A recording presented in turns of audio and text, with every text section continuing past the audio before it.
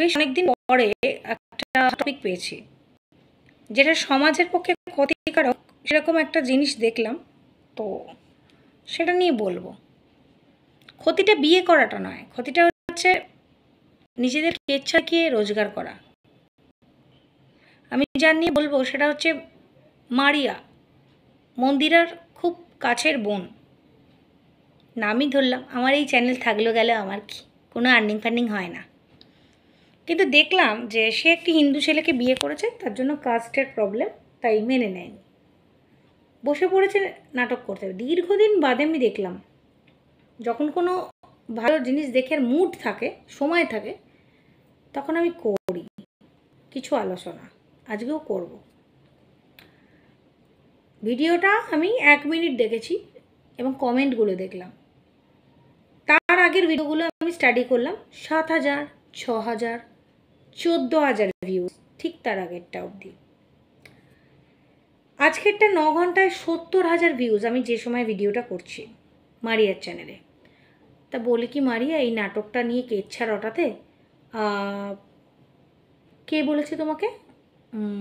দিদি, মানে তোমার ওই দিদি বলেছে যে আমিও তো আমার কেচ্ছা রটিয়ে চারিদিকে আমার বদনাম করে, মানে মন্দিরের কথা বলছি, বাড়ির সমস্ত প্রাইভেসি কিছু না রেখে প্রচুর অ্যাসেট করে নিয়েছি। ভাই, লজ্জা ঘেন্না ভয় তিন থাকতে নয়। যার যোগ্যতা আছে সে বুড়ো হয়ে যায় কামাতে কামাতে, কিন্তু বুড়ো বয়সে গিয়ে অ্যাচিভ করে। যাদের যোগ্যতা নেই তারা কম্প্রোমাইজ করে, সেক্ষেত্রে লজ্জা ঘেন্না ভয় তিন থাকতে নয়, করতে হয়। আর খালি বলে এটা আমার কর্তব্য, তোমাদের দেখানো কর্তব্য। কি কর্তব্য? কোন ভিউয়ার্স বলেছে তোমার সমস্ত কিছু দেখাতে হবে, হিসু আর গুটা ছাড়া? বলেছে কেউ? বলেনি তো। তাহলে তোমাদের কে বলেছে নিজের বাড়ির কেচ্ছাগুলো দেখাতে? তো এই যে নাটকটা করতে তোমাকে কি তোমার দিদি বলেছে?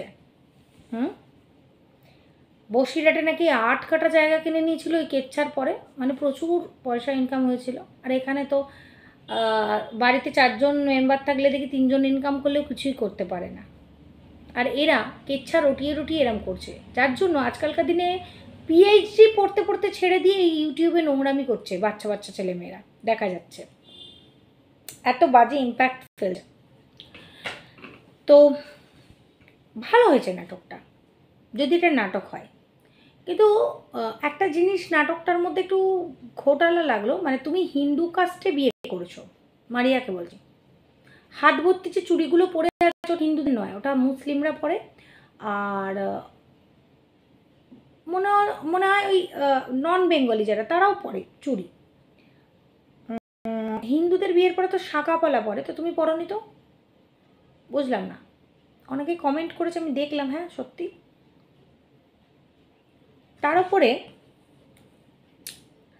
খুব অসঙ্গতি, মানে এই ব্যাপার নিয়ে কোনোদিনই কেউ কিছু দেখলো না, হঠাৎ করে তুমি বেরিয়ে গেলে।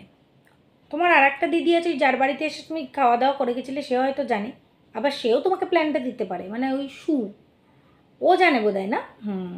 ও তো জানবেই। তো ও যদি জেনে থাকে, তোমাকে যদি বলে যে এই সমস্ত ফালতু জিনিস রটিয়ে জ্যাঁটা না খেয়ে ভিউয়ার্সদের, তাহলে ভালো হয়। ও যদি সুবুদ্ধিটা দেয়, মানে ওর তো একটু ম্যাচিওর বুদ্ধি। মন্দিরার বুদ্ধি আরও প্রবল। মন্দিরা হচ্ছে নেগেটিভ জিনিসে পাবলিসিটি পছন্দ করে, তার জন্য তোমাকে সেই বুদ্ধি দিয়েছে যে তুই নেগেটিভলি কর, যা কামিয়ে নিবি, তোকে পজিটিভ কিছু করতে হবে না বেশি দিন, তুই প্রচুর কামাবি, মানে নেগেটিভভাবে কর। এটা মন্দিরা বলেছে নিশ্চয়ই, না? কিন্তু একটা জিনিস জেনে রাখবে মারিয়া, মানুষের মান সম্মান যখন একবার নেমে যায় না সোশ্যাল মিডিয়ায়, সেটা উঠতে খুব দেরি হয়। তুমি কিন্তু সেলিব্রিটি না। তোমার দিদির কথা অনুযায়ী তুমি যদি এগুলো করে থাকো, বেশি দিন চলবে না তোমার ব্লগ। এমনি তোমার ভিউজ কিন্তু কম, যে তুলনায় তুমি মন্দিরাকে দেখিয়ে সাবস্ক্রাইবার গেইন করেছো, সেই তুলনায় কিন্তু ভিউজ কম। তো তুমি হিন্দু ছেলেকে বিয়ে করেছো, ভালো কথা, কেউ তোমাকে সেটা দেখাতে বলেনি, আর এত কথা বলতে বলেনি। তুমি যদি পরে দেখাতে এবং বলতে যে দেখো আমি আমাদের পার্সোনাল কথা বলতে চাই না, তোমরা আমাদের আশীর্বাদ করো, খুব ভালো কথা। কিন্তু তুমি যেগুলো দেখাচ্ছ সেগুলোর মধ্যে অনেক অসংযম ব্যাপার আছে। কোনো ভিউয়ার্স বিশ্বাস করছে না, বলছে নাটক করছে। কাজেই তুমি যদি এই নাটকটা করে 70,000 না কামাতে, অনেক সম্মান পেতে। অবশ্য তোমাদের কাছে ভিউয়ার্সটাই আসল, টাকাটা আসল। এখন তুমি যদি বেরিয়েও থাকো, ভালো আর্নিং না হলে তোমার এই আর্নিংয়ে ভালোই সংসার চলবে, যদি তোমার হাজব্যান্ডের আর্নিং কম হয়, বা তোমার তো এখান থেকেই ভালো চলবে। সেই কারণে তুমি এই নাটক করতে পারো, বা তোমরা যদি বিয়ে করে থাকো এই কেচ্ছাগুলো রটাতে পারো। এখন এই কেচ্ছাটা যতদিন চলবে সবাই তোমায় দেখবে। আর এই কেচ্ছার মাঝখানে তুমি যদি তোমার মন্দিরা দিদিকে নিয়ে আসো, আরও সুন্দর জমে যাবে। মানে তুমি নিয়ার 1 মাসে যা কামিয়ে নেবে, তোমাকে 1 বছরে আর কামাতে হবে না, মোটামুটি অ্যাভারেজ একটা সংসার চলে যাবে। তুমি তাই করো, ঠিক আছে? কারণ ভিউয়ার্সরা কিন্তু বুঝে গেছে, ভিউয়ার্সরা কিন্তু খুব চালাক এখন হয়ে গেছে। এইটা আমার খুব ভালো লাগছে যে ভিউয়ার্সরা আর কিছু খায় না, কিছু খাওয়ালে খায় না, ঢপ খায় না, বাজে কথা বললে খায় না, এই তোরা নাটক করছিস বলেই দেয়। তো এই জিনিসটা ভিউয়ার্সরা ভীষণ চালাক হয়ে গেছে, চালাক চতুর হওয়ার ফলে এদেরকে আর কিছু খাওয়াতে পারছে না এরা। কাজী মারিয়া, তুমি যদি মনে করো তোমার মন্দিরা দিদির মতন নাটক করবে, তাহলে ফুল ফর্মে নাটক করো। ও কিন্তু একদম পুরো রিয়েলিটিতে করেছে, এখানেও দেখিয়েছে। মানে পাড়া প্রতিবেশী কোথাও ওর মান সম্মান রাখেনি। আজকে ওর প্রচুর গ্যাঁটের জোর আছে, তো মানে টাকার জোর, যার জন্য এত কিছুর পরেও ওর শাশুড়ি ওকে খাওয়ায় দাওয়ায়, ওর বর ওকে মাথায় করে রাখে। পরিষ্কার কথা ভাই, আমি ক্লিয়ার কাট বলি। তবে হ্যাঁ, মন্দিরাকে দেখতে খুব সুন্দর, মধ্যে একটা চটক আছে। ও যে রিলসগুলো বানায়, ও আর সোমনাথ ভীষণ ভালো লাগে। ওকে সোমনাথের সঙ্গে মানায়। ওই যে 10 বছরের ছোটো ঠ্যাংকাটার সঙ্গে মোটেই মানাতো না, সোমনাথের সঙ্গেই মানায়। হাজব্যান্ড ওয়াইফ ভালো লাগে। এবং ওর মতো একজন বউকে ধরে না রাখা বোকামি কাজী। কারণ ওর বর যদি ওর থেকে বেশি রোজগার করতো, আমার মনে হয় ধরে পড়ে রাখতো না। একটা আত্মসম্মান বোধ তো মানুষের থাকে। ভালোবাসা বলে হয় অবশ্যই, বাট এত কিছু হওয়ার পরেও কি এটা ভালোবাসা? শুধু না, পয়সা একটা ম্যাটার করে। মানে আমি খুব ক্লিয়ার কাট কথা বলি, তো ওই জন্য অনেকের ভালো লাগবে না, এসে আমায় গালাগালি দিতেই পারো। বাট মন্দিরাকে দেখে এখন ভালো লাগে। ওদের অবশ্য একজন দাদা আছে, সোনা দাদা, ওদের বুদ্ধি শুদ্ধি আছে, শিক্ষিত, ওরা নিশ্চয়ই ভালো কিছু বুদ্ধি দিয়েছিল। তবে করলে ভাই নাটক ওর মতো করো, তা না হয় কিন্তু এই 2-4 দিন, তারপর আর খাবে না। আর একটা কথা বলে দিলাম আবার এগেন, যে লজ্জাগেন না ভয় ননি 3 থাকতে নয়।